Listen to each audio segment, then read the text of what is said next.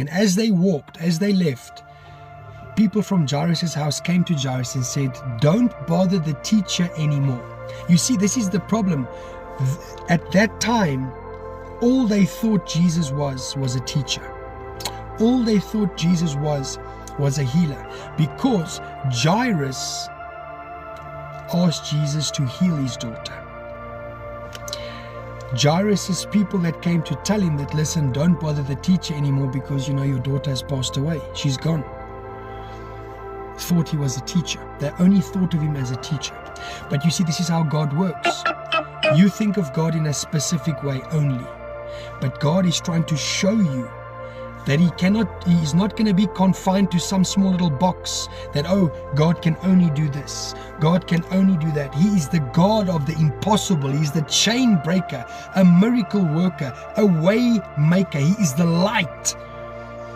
He is the light. And here is the beautiful thing about all of this, is that as Jairus took him to the house,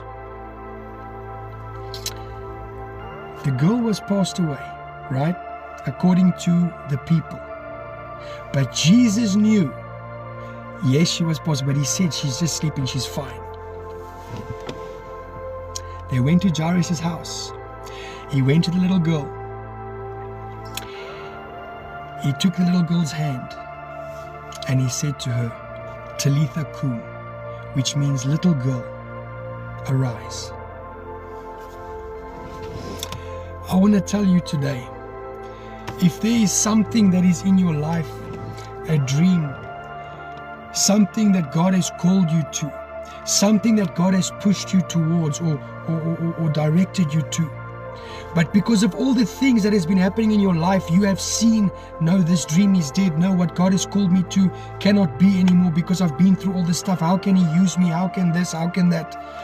I want to tell you today, Talitha kum. I want to speak the word of God over your life. I want to speak Jesus over your life. Because what happened next is the little girl sat up. And Jesus instructed the disciples that were with him and the mother and the father that was in the room, do not tell anybody about this. But at the same time, he said what? Give her something to eat. What I'm trying to say to you is, you might be asking Jesus for healing, but God is going to give you a resurrection. You might be asking Jesus